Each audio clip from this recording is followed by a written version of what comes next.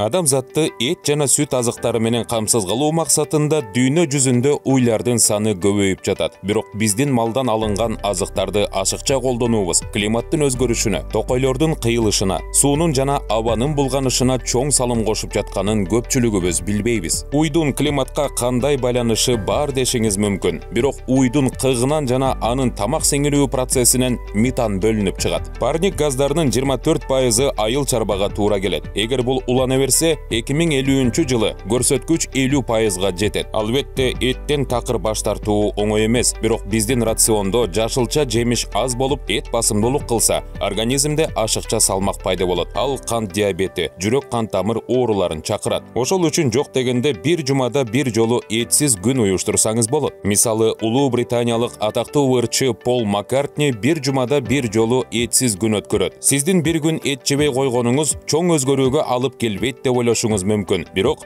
Greenpeace'тин изилдөөсүнө ылайык, бир адам бир күнү эт жебей коюу менен атмосферага 2,78 килограмм өлчөмүндөгү көмүртектин бөлүнүп чыгышынын алдын ала алат.